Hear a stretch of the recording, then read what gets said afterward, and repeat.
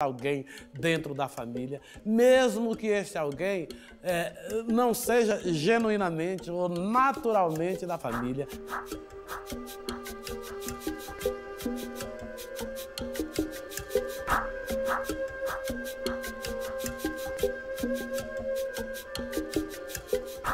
O avô da gente contava que eles era muito, o bisavô era muito assim, era escravo, mas não era castigado demais, mas tinha que cuidar do cafezal, tinha que poder capinar, tinha que puxar o café na serra.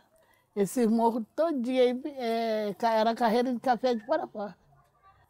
Aí sempre meu avô falou que eles cuidava, sempre falou que ele fez essa estrada, o bisavô, fez a estrada da ponte, cavando, para fazer estrada para poder passar carro de boi.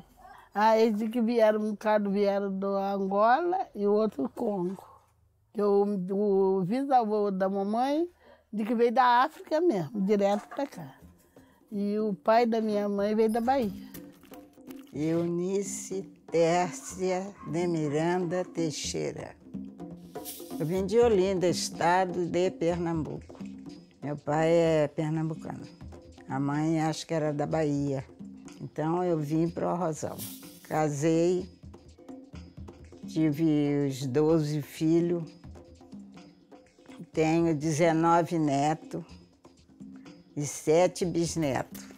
Então a gente hoje em dia é uma família muito unida, a gente estamos juntos porque daí vier.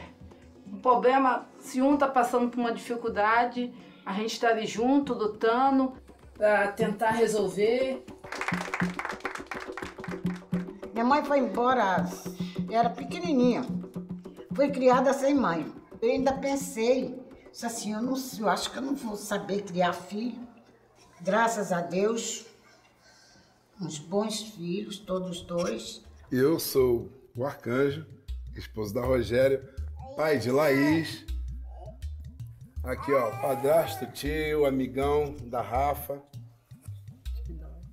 Ó, tio da Loiá, que aqui é um ciúme danado. E cunhado aqui da minha querida Raquel, entendeu? Esse aqui é meu genro, né?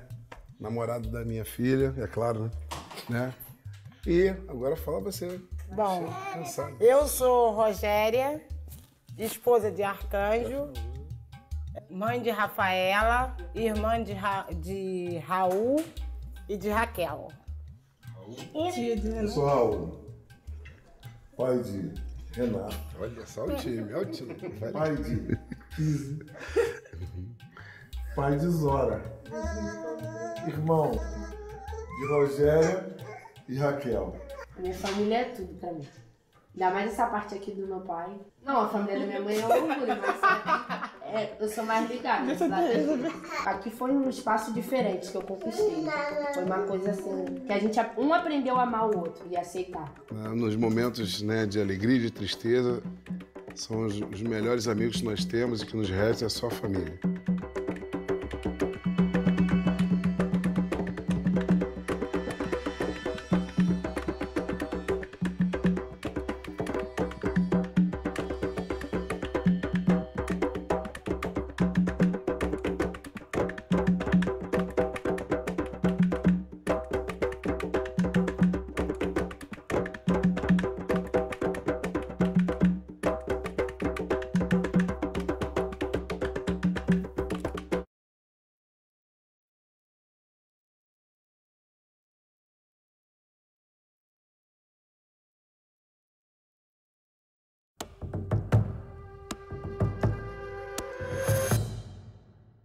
As mulheres sempre tiveram um papel de destaque nas sociedades africanas. Além dos cuidados com a família, cabia a elas a responsabilidade de garantir a sobrevivência do grupo através do cultivo da terra. Aqui no Brasil, elas eram a minoria entre os escravizados, mas foram fundamentais para manter as tradições. As nossas comunidades religiosas, as nossas comunidades populares, são sempre comunidades ampliadas nesse sentido. Em Jequié, na minha terra, teve uma mãe de santo, Maria Mergê. ela tinha 25 filhos adotivos. Dona Maria Megê era famosa pelo acolhimento de crianças que às vezes as mães não queriam cuidar e ela colocava em sua casa e passava a ser filha de Maria Megê. Então, assim, essa senhora teve um papel muito importante, quer dizer, muito dentro dessa experiência da família africana, onde não existe criança abandonada. Porque assim, cada um que fica tem de cuidar do irmão, do sobrinho, e ele passa a ser alguém da família. As tradições negras foram mantidas e recriadas durante gerações. As libertas africanas nas cidades brasileiras do século XIX tornavam-se, em geral, muito mais poderosas economicamente que os libertos do sexo masculino. Eram as chamadas sinhás pretas. Esse daqui é um balangandã característico de uma escrava do tabuleiro. Aquela que montava um tabuleiro com uns docinhos, com os quitutes, para vender lá no centro da Bahia. E aí, como é que ela montava essas estruturas aqui? À medida que ela ia ganhando dinheiro, ela comprava, melhor dizendo, ouro, pedras preciosas, joias quebradas, para os ferreiros lapidarem e derreterem e transformar nessas pecinhas. Cada itemzinho desse aqui tem um significado religioso. Na realidade, esse objeto aqui, essa escrava, ela acreditava que através da montagem de cada balangandã desse, que existia uma sequência a ser seguida, um ritual também a ser feito, futuramente ele ia conseguir a ascensão social dela. Porque qual era o interesse dessa escrava? Que todos que olhassem começassem a percebê-la como uma escrava que já tinha um certo poder aquisitivo. O protagonismo das mulheres africanas fez surgir figuras lendárias no Brasil, como Tia Ciata, que criou uma pequena África no Rio de Janeiro. A Tia Ciata, ela foi a grande matriarca do samba, né? Eu diria a matriarca do samba, porque até hoje a presença e a importância dela está aí, na ala das baianas, né? A ala das baianas não são nada mais nada menos do que as descendentes espirituais da Tia Ciata, aqui na casa onde ela morava, na Praça 11, ali foi o epicentro do samba carioca. Ali convergiam os compositores, os cantores, os jornalistas, enfim, todo mundo que militava na arte, e também tinha a parte religiosa, né? Porque ela era mãe de santo, tinha seus preceitos, e as festas da Casa de Tia Ciata eram festas monumentais, segundo relatos na época. Era uma festa que, em geral, começava sexta-feira, porque o pessoal saía cada um do seu trabalho e ia para lá, tinha a obrigação do santo, etc, e aí começava a festa que ia até segunda-feira.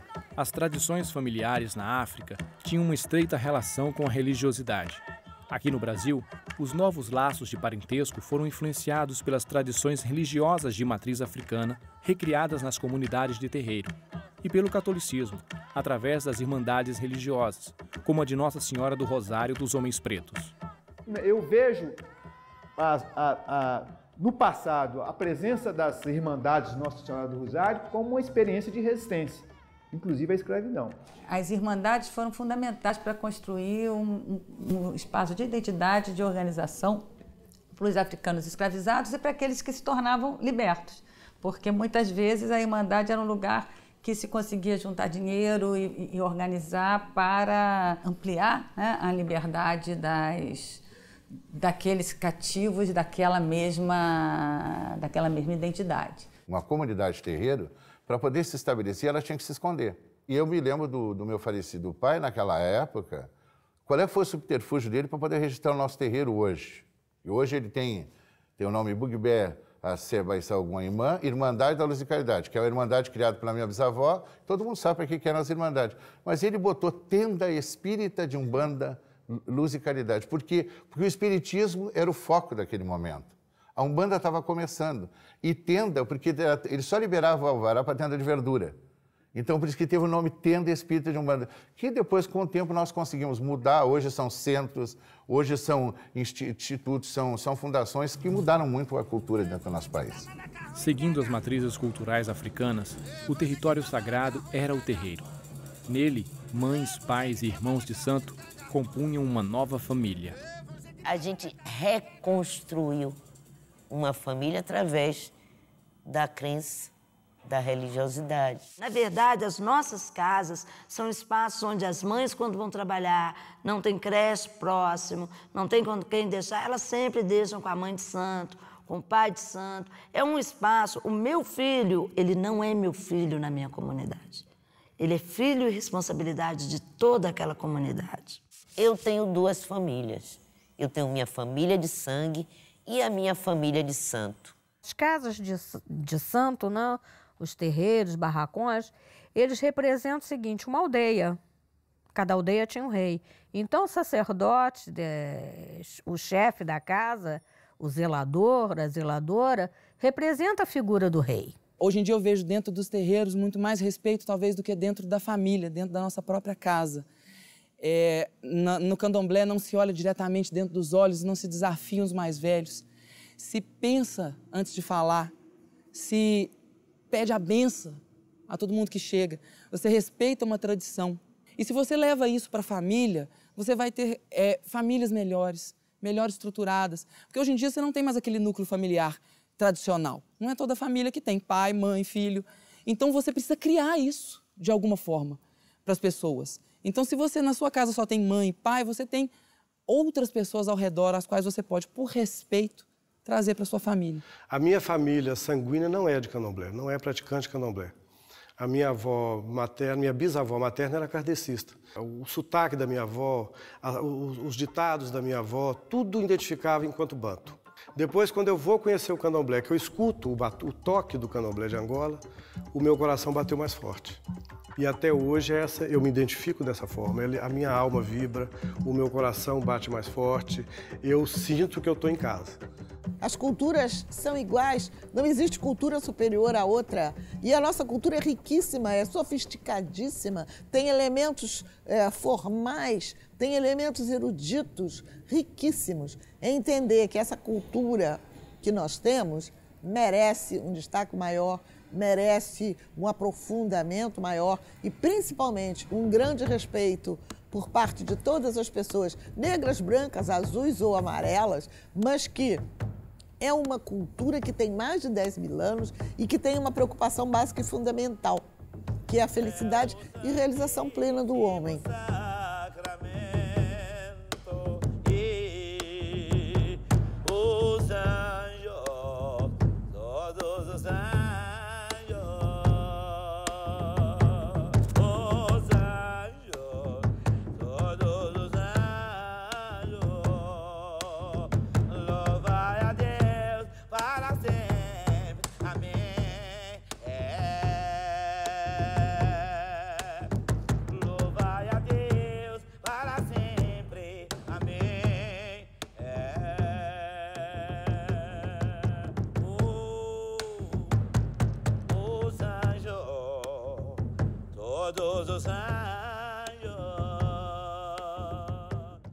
A Cor da Cultura. Patrocínio Petrobras. Uma parceria Cepir, MEC, Cidan, Rede Globo, Futura e Fundação Palmares.